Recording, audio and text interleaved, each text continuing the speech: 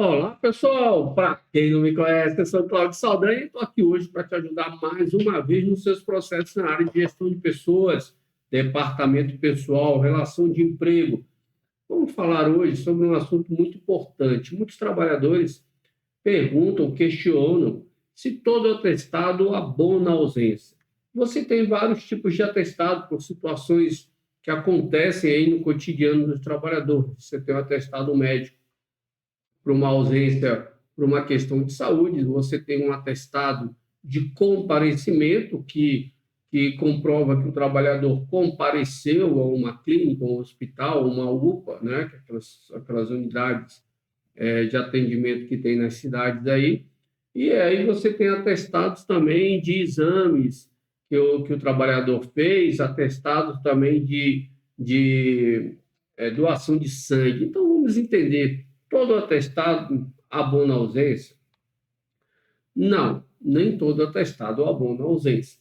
Os atestados que abonam ausência, eles estão previstos na legislação ou em acordos e convenções coletivas. Então, primeiro, é importante a empresa entender que todo documento entregue pelo trabalhador, a empresa deve receber. Porém, a empresa tem que analisar o documento, no caso dos atestados médicos, ou uma declaração de comparecimento, e verificar se aquele documento abona uma ausência. O que é abonar uma ausência? É justificar e abonar aquela falta, ou seja, existe uma previsão legal que mesmo que o trabalhador não trabalhe, não vá ao trabalho em dias específicos, esse dia não vai ser descontado dele. Não ser descontado dele quer dizer que o empregador está pagando pelo aquele dia. Em geral, no Brasil, os contratos de trabalho são de mão de obra mensalista, são contratos pagos por mês. Então, o contra-cheque já vem, teoricamente, com 30 dias. E ali, o empregador fechou um salário para pagar por um mês inteiro de 30 dias. Então, tem situações em que, se o trabalhador não comparecer ao trabalho e ele apresentar um documento que justifica e abona aquela ausência, ele vai receber o salário normalmente. Porém, existem situações que podem justificar a ausência, mas não abonar a falta. E aí você tem os atestados médicos por questão de saúde, que são atestados emitidos para justificar a ausência em dias que o trabalhador está doente e que precisa, além de ir ao médico, porque ele estava se sentindo mal, estava com problema de saúde, ele precisa também de alguns dias de afastamento para tratamento dessa doença.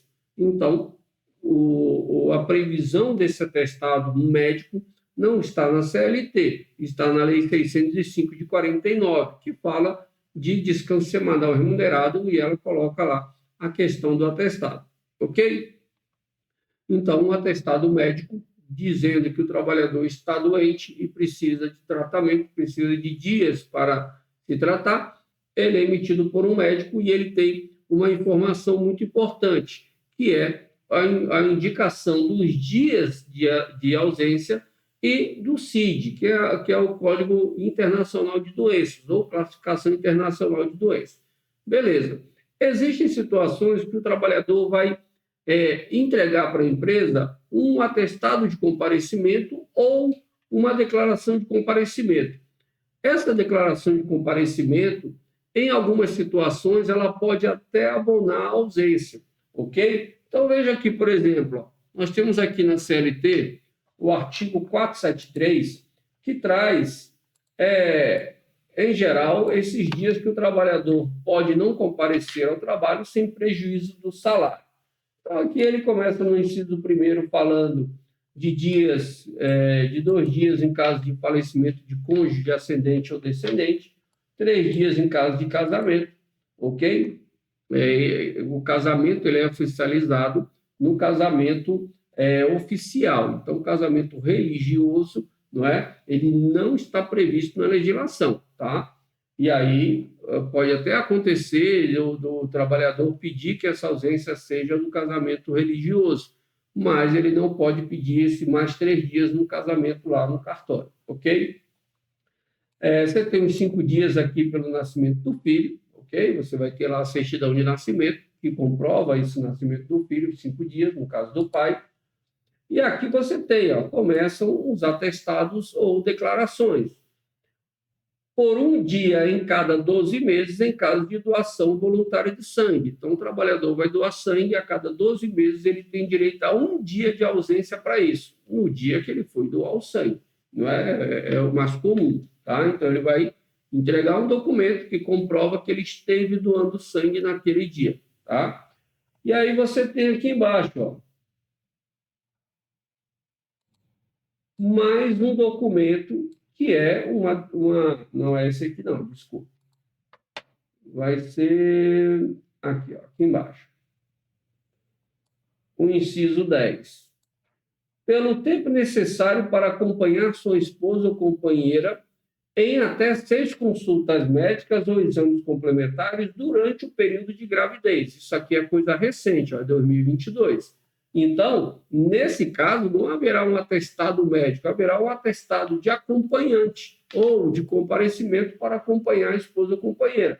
Então, o trabalhador, nesse caso, ele tem direito a essas horas, você veja, que ele coloca o tempo necessário para acompanhar a sua esposa ou companheira e até 6 consultas. Uma consulta não necessariamente vai levar um dia. É claro, se ele fosse consultar na área pública, isso pode levar até mais de um dia, né? Porque às vezes a pessoa senta lá, fica esperando mais de 24 horas para um atendimento simples. Mas o documento que foi emitido, ele tem que tem que indicar que foi acompanhando a esposa, né? Ou os dados da esposa, e que era uma consulta médica relacionada à gravidez. E aí você tem aqui, também uma questão relativamente recente, que é de 2016, por um dia por ano para acompanhar filho de até 6 anos em consulta médica. Então, também vai vir um documento, que é uma declaração de acompanhante, né? Porque o pai ou a mãe está acompanhando o filho de até 6 anos em consulta médica, ok? E aqui você tem também, até 3 dias em cada 12 meses em caso de realização de exames preventivos de câncer, devidamente comprovado. Então, 3 dias em cada 12 meses de trabalho. Aqui não está falando de idade e aqui não está falando de sexo. Então, tanto o homem quanto a mulher têm direito a esses 3 dias por ano para fazer exames preventivos de câncer, devidamente comprovado com um documento de declaração ou atestado, não é?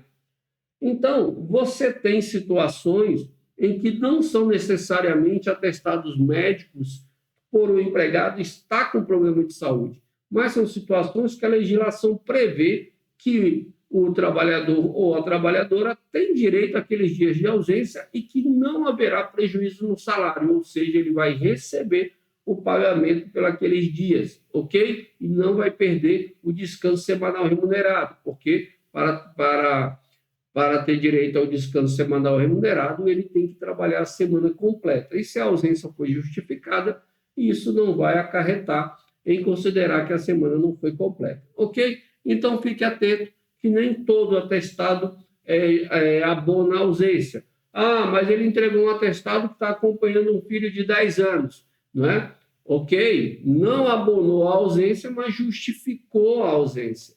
São coisas diferentes. Não abonou a falta, mas justificou. Por que justificar é importante? Porque fica documentado que ele não faltou por um ato de indisciplina, que ele perderia a falta, o DSR, e ainda corria o risco de receber uma advertência ou uma suspensão.